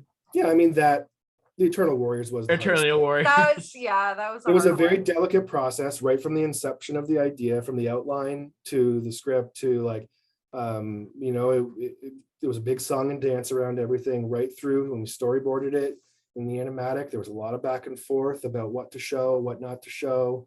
And it also, it was very carefully planned and executed. The tone, I was very deliberate with making sure that it was heightened and stylized and not like miserable and gory, like it was very much more like we're trying to have fun with this and make it so that it's that the Vikings themselves are these big, boisterous, sort of larger than life figures. They're more cartoonish than we normally go with our human characters, in a sense, to try and help to ease that tone again. And it was like everything from like giving David those last few minutes of life when his head gets chopped off for him to say ow before he dies as like a punchline to try and soften the moment. Yeah. It's just like there's so much stuff, and like making sure that the girls didn't freak out too intensely when it happened, that like we have to move fast with this, we can't linger on this, we have Character to get past reactions are so important for tone, because like you can, you know, as like a study, like look at the reactions in Eternal Warriors and then look at the reactions of the 50-Year Night, and it hits differently. It hits completely differently, because they're not like in the 50-Year Night, you hear all the Ostenfelds like screaming for their lives as they're being scooped up. And it's like, that informs the audience what the stakes are. Whereas with this, like the Eternal Warriors, like they didn't blink an eye. Right. You know, so like it's one of those things you subconsciously buy into, because if you're engrossed in the world, if you understand the world, if you're in there with the characters, you will pick up on their reactions and kind of understand where the tone is. Right. Understand whether or not the stakes are real or. Yeah. And I think it's also what you show sometimes too. It's cleverly, you think you've seen something, but you really didn't see anything. In the Eternal Warriors, there's a lot of that stuff where, like, you know, when David sees that that Viking get split in half, you know, we never saw that. All we saw was a Viking standing in front of David, rearing up to strike a death blow. We cut to black, a purple stripe strikes through the frame, and then the black separates to reveal David, who looks down and reacts in terror. We then reveal, you know, a shot of a different Viking standing in place with his weapon just finishing that swing. So you never see any of it, but you get the picture of like what is going on. It's the psycho effect. It's hide it in the editing. Don't actually. Same thing with David getting his head cut off the first time, where like he's running, it's an extreme close up on his face, a wave of color just moves through the frame. There's a little line where his neck was cut, don't show anything. Then his head comes in from off screen and sort of bounces to try and make it a little comical, and then move past it. It don't also a really delicate thing. Try not to linger on his face, because that was cut away. So we were like, okay, let's really move this fast. And then ironically, we didn't have any trouble with the second time he got decapitated. Yeah. No one cared. Like, that second one is way more brutal. Yeah, it's like fully on screen. Like, yeah, his body spins like from the force of it. Yeah. Yeah, no one cared about that one. But the first one was very delicate, and we had to really massage it and make it work. And with the 50-Year Night, we didn't really have any pushback that was consequential on that one. I do remember when I was working on the mix, feeling like, oh, this is getting like super intense. Yeah, when the time warp first erupts, it is just like, oh, this tonal shift is extreme, and sort of, you know, it got me a little nervous that people were going to be like, oh, this is really dark and intense, but I think everybody was on board for what was happening in the story at that point, and it really was justified with the themes that we were exploring. I wouldn't want to do stuff like that just to be like edgy or you know, try and be flashy with it. It's got to serve the story. It shouldn't just be shock humor, because that's exactly. I'm not trying to do that about. Stuff. Yeah. I also think that the art direction of the past, and how, like you said, you know, the time worm, it's like a super colorful creature. It's not this, like, I mean, it comes and it eats, but it's not a being. It doesn't feel like a being of darkness in the same way that other things might. Like, it fits into it's ambivalent. Yeah, it just is. It fills a purpose, which is redundant beings in the timeline. Like they should not be there. It's gonna clean it up, just like, a feeder fish. Exactly. Yeah, like it doesn't. It's creepy because we can't relate to it. Right. Yeah, it's a force of nature. There is no personification going on with the time worm. It's like the wind. It just comes and there's nothing you can do about it. What was the hardest story to crack for season 2? Like, you got the 13 episodes. Which of those had the hardest, like you spent the most time in the writer's room just kind of saying, what are we going to land on for this one? Well, that I think once it gets to me, it's usually gone through a few passes of being batted around with Stephanie Simpson, who's our head writer. Right, writing team. And so I think the one that presented, I guess I could say the episode that I feel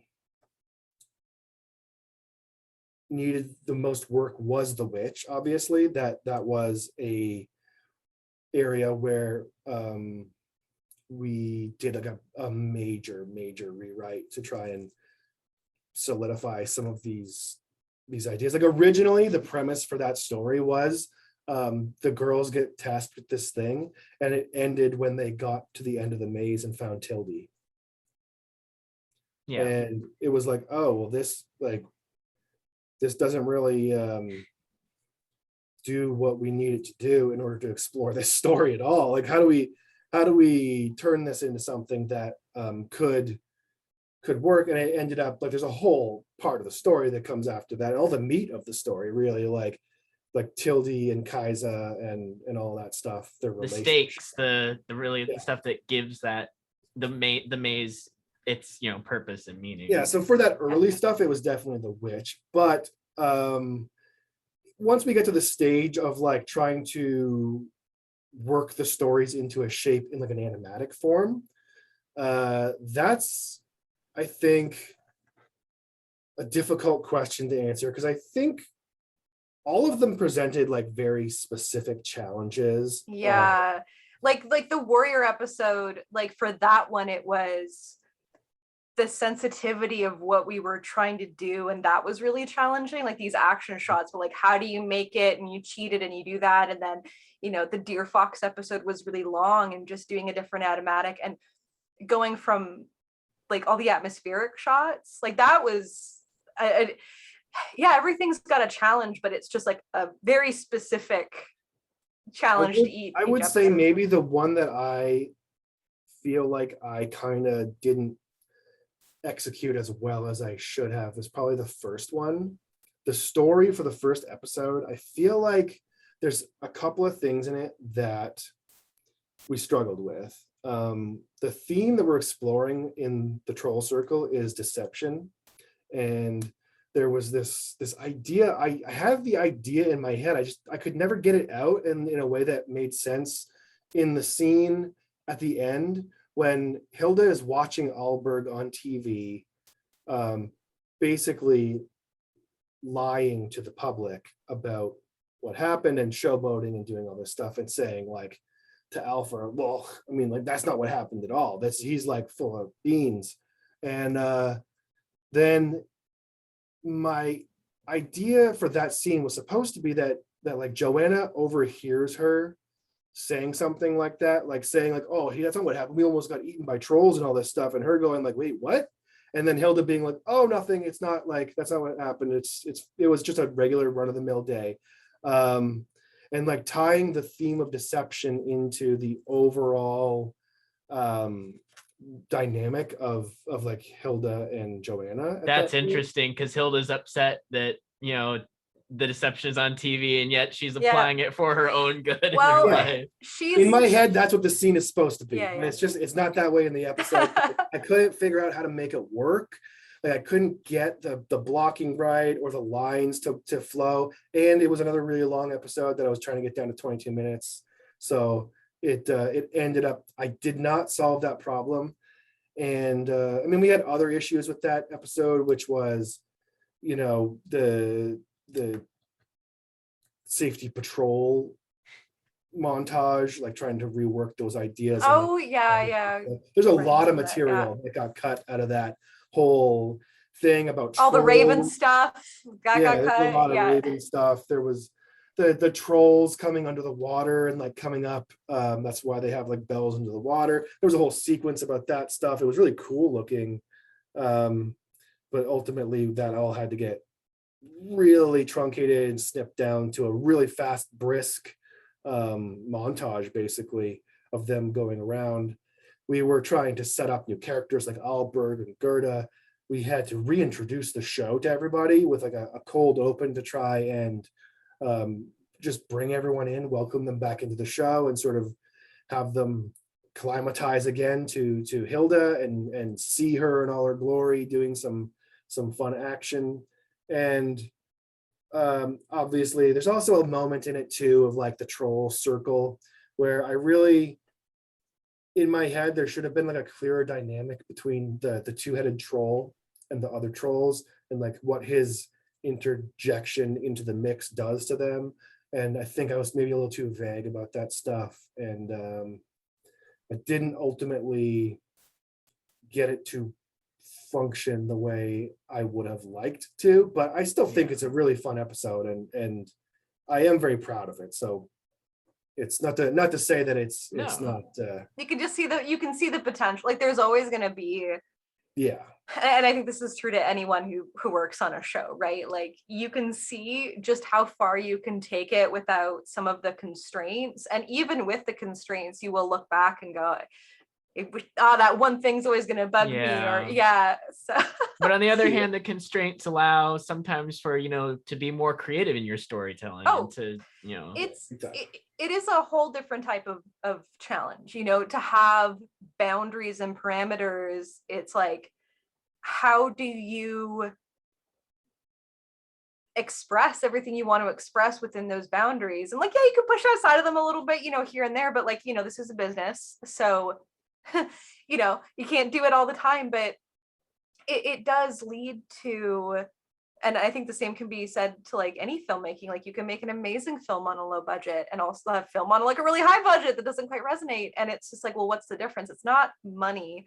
It is, well, it's a lot of things. But I think with Hilda, the one thing that we've all learned and we've all been encouraged to do is solve problems and to work in tandem with the story and in support of the story and the themes, and not to try to be the coolest artist or make the best thing or anything like that. It's like, nope, everything we do for the story. And it does stretch a different kind of part of your brain muscle. And I think the nice thing about and I'm sure there's some people on the crew who may not have had this experience, but I think for a lot of people on the crew, we do feel ourselves improving with each season, because these aren't skills that we would like to use much more often in the animation industry, but it is an industry. And sometimes you're going to be on a project that is, which, not to say that there's not creative people on it, passionate people on it, but we've all been on projects that maybe are just, it's just there to sell a toy. No, we don't need your opinion. No, we don't need to elevate this.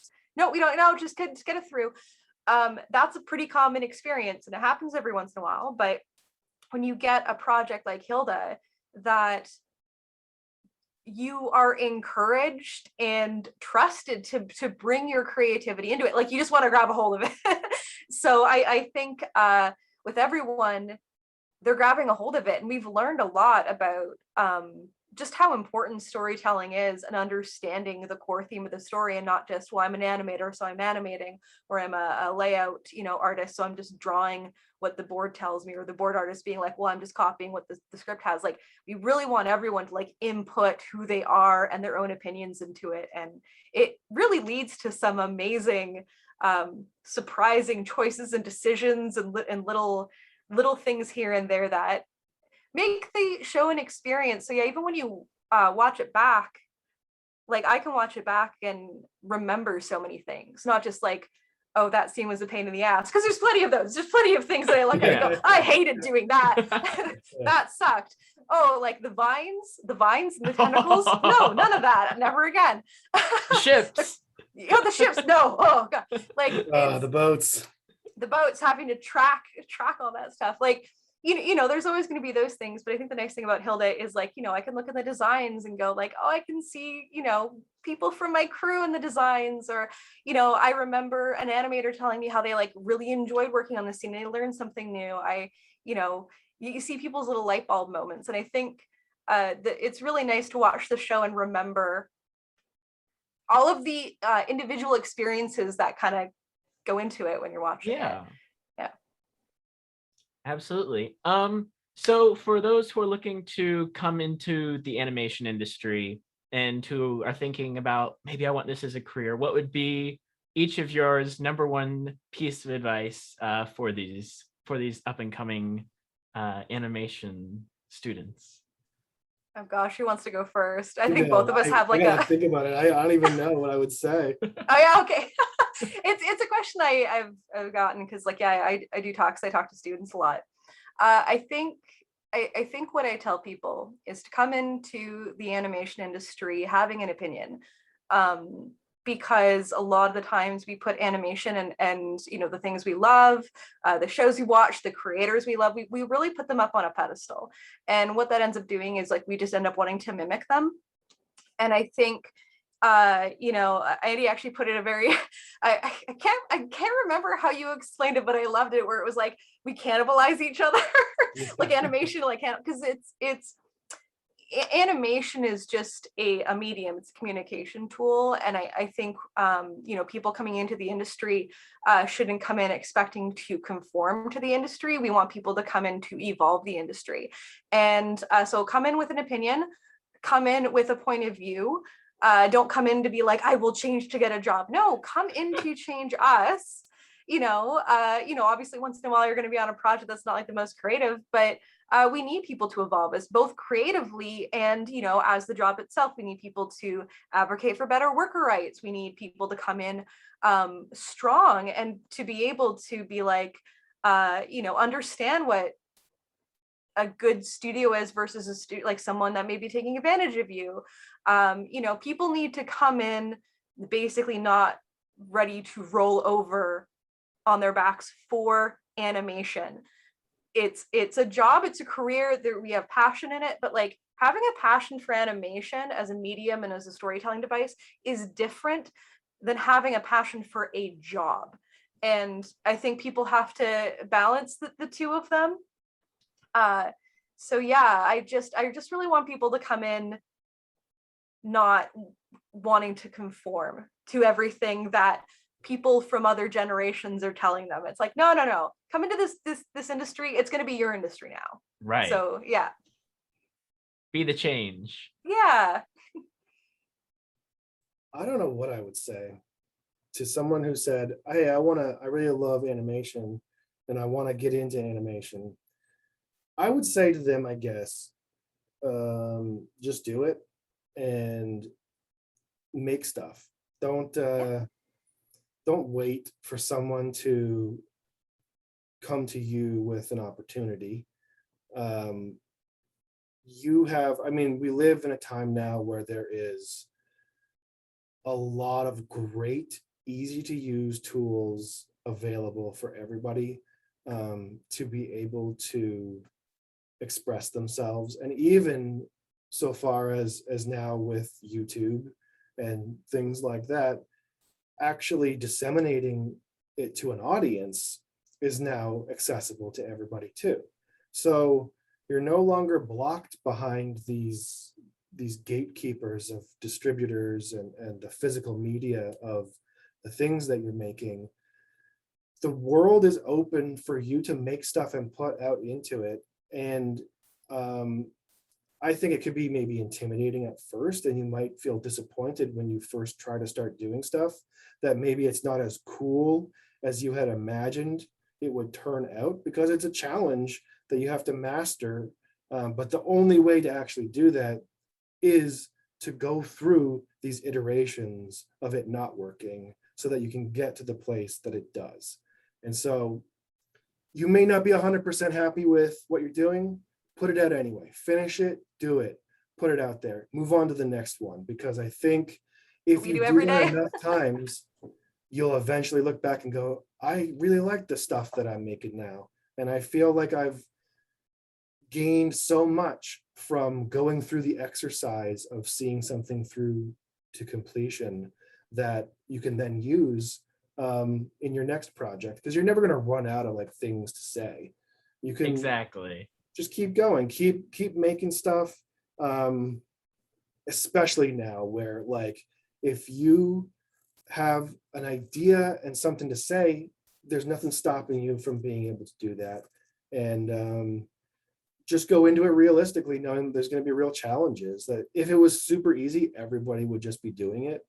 So, you know, making good stuff is really hard. And as long as you realistically know that and expect that, it's a wonderful experience to go through making something and sharing it with other people. And I would just tell people to go for it. And I would love to see more stuff. Like, I love going on YouTube and just finding people who make short films or animations, or even there's people who make feature films on YouTube and stuff. And it's the coolest stuff to watch, because it's like a real expression of an idea that, you know, isn't this cynical sort of machine of the industry. It's creativity and it's art. And I feel like that's really wonderful. I'd love to see more of that too, because I feel like there could be so much out there.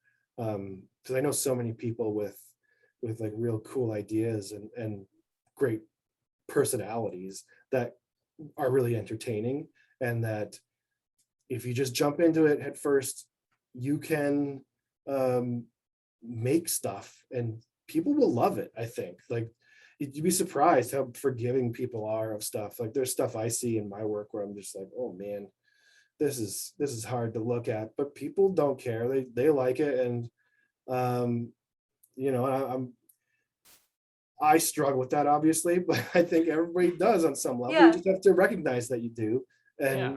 and learn to live with it, and feel like, yeah, you're not gonna ever feel like I've perfected it, but you will feel good if you put some work in and make it happen. There's always more to learn. The ups and downs of being an artist. We never stop learning. We never stop experimenting. And yeah, unfortunately, it's sort of part and parcel of it is that we're always going to be more critical of our own stuff. And because, you know, we put the work in, we see where it starts, whereas with other people, you know, we see the end part. Oh, wow, how'd you do that? But that's how people look at our stuff too, you know, and it's Exactly. you just, I think what Andy's saying, like, to just start, there you go. That's the best thing you can do, because you will find your way if you just keep sort of like trying to take the next step. It doesn't work, problem solve. Let's learn this, let's try that. But you just keep moving forward. Yeah, the journey's going to be rewarding. Yeah, and it may not. Yeah, and it may not turn out exactly how you want. Like, there may, like, I really wanted to be a character designer and storyboard artist when I started. I didn't want to be an animator. I actually really struggled with animation, and I didn't like it. I got hired in it, but I didn't like it. Like, I knew enough to get a job, but like I really had other aspirations for myself, and I was very far from it. And I kind of looked at where I was, and I was like, well, this wasn't where I wanted to be, and I'm in a job that I don't like. And I know some people are like listening to this going like, I want to be in animation, how dare you not want to be? But you know, everyone's different. I love it now, but I did not expect to be in the position that I'm in right now. Like, I didn't set off on the path to be here. I set off on the path to be somewhere else. And just through going, you know, where I was pointing myself, it didn't work. I'm going to have to adjust and find a way to make this work. I learned how to make animation work. I had to adjust my thinking. I had to adjust, you know, what I was learning, what I was doing. And even now, as I'm getting older, you know, directing's, I never thought I would want to direct either, but here I am, and I'm learning a lot of stuff, and it's great. And who knows where the path is going to take me next. So you do have to move forward, but it may not be exactly that niche you thought you're gonna, like, don't pigeonhole yourself either, but yeah, just create and just communicate and experiment, and you will find a whole facet of things that open up to you. You know, if you just go like, I just want this one thing and I'm going to keep going there, it's like that probably works for some people too. I'm not saying it doesn't, but if the purpose is just to create and to experience what it's like to make a thing and then show people, you know, you don't need to wait for anyone's permission. Like you can just jump into it. It's the beauty of the digital age and being able to share things online, and the scariness of sharing things online. That's why I love what you're doing here, Jonathan. I think this is a cool thing. Like just putting together a show about stuff that you're interested in, and you're like, oh, this is a really cool format of just you clip these things together, you analyze it, and it's the kind of entertainment that no one would have even conceived of like 15 years ago. This is you know, such a cool thing. And it's so different. Thank you. I love analytical videos. Like I love watching videos that pick apart things and like want to go deeper or understand them. Like that's how my brain goes. Like I love analyzing movies and thinking about that stuff. And I do want to give you too, like complete kudos for even just reaching out. You know, you're a creative talking to creatives. And I think, you know, it's really great that you are confident enough to do that, because a lot, like I said, a lot of people put animation on a pedestal. They I can't talk to them. We are just the same. We are the same sort of people who just want to communicate and talk about the things we're passionate about. Absolutely.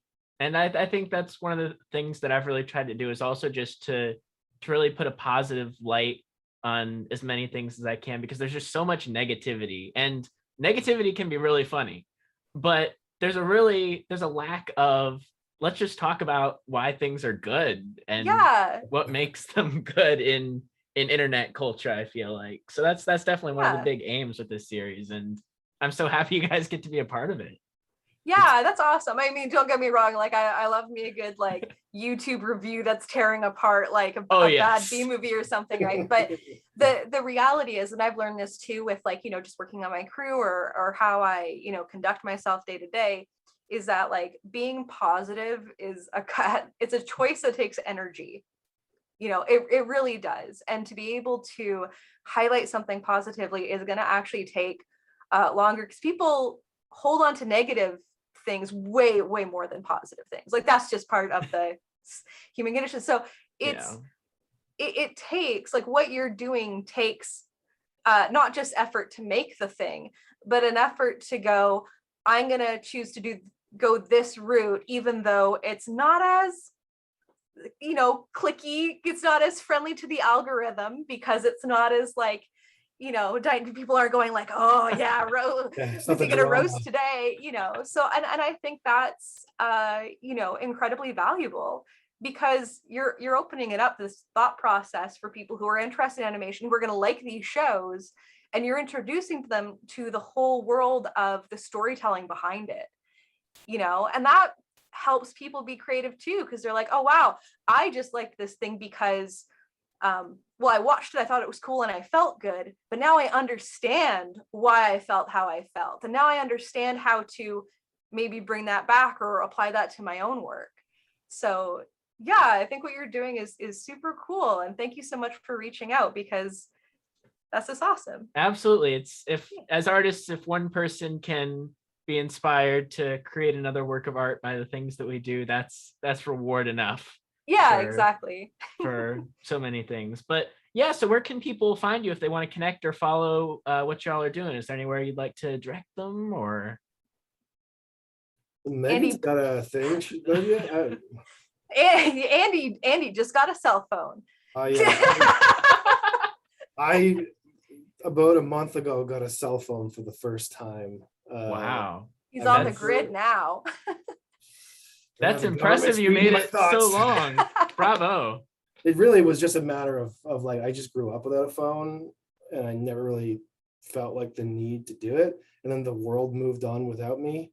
And then I woke up and I was like, oh man, I guess I probably should do this at some point. Yeah, there's no more landlines anymore.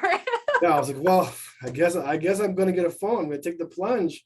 Yeah. And You made it through almost all of quarantine without a phone. yeah. That's impressive. I'm just a dinosaur, and I don't. I'm so like, I have like, I have a Twitter thing that I look at every once in a while, but I don't. I actually have a YouTube channel that I started in 2004, I think. Whoa, Oh. original. I think I deleted all my videos off of it because they Aw. were embarrassing, like animations that I'm like, oh well, no one should see these because that's not going to bode well for me. But yeah, I think I'm going to put out something pretty soon. I'm working on this idea for something to be released on YouTube, and so I guess people could keep their eyes peeled for that. It's going to be called "Don't Walk Home Alone After Dark." Oh, And that's all I'll say right now. I guess that sounds I shouldn't say too much ominous. because I don't want to like, get all the steam out of my sails about it. I want to just get it Yeah. first, and then I'll put it out. Yeah. And then for you, Megan? I got my social medias and stuff, but I want to if I can plug one thing, I want to plug a charity event that I am running during the Ottawa Animation Festival. So it's going to be and I don't know when this is coming out, so if it doesn't come out during that time, that's fine. But if you go to ottawaanimators.com, so www.ottawaanimators.com, so that's going to have 2 A's in it.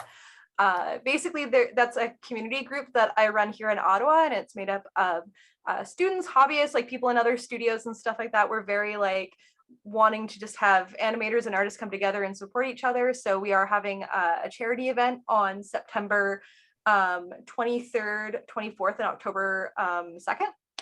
And but all the information is up on that website. We have like links to our Twitter, Facebook. We have YouTube videos as well, like talking about becoming a supervisor, how to take care of your wrists, back health. Like we're really like communication based. So there's like resources up there too. So I will plug that because I wouldn't be able to make Hilda without the Ottawa animation community. So Absolutely. yeah. That's awesome.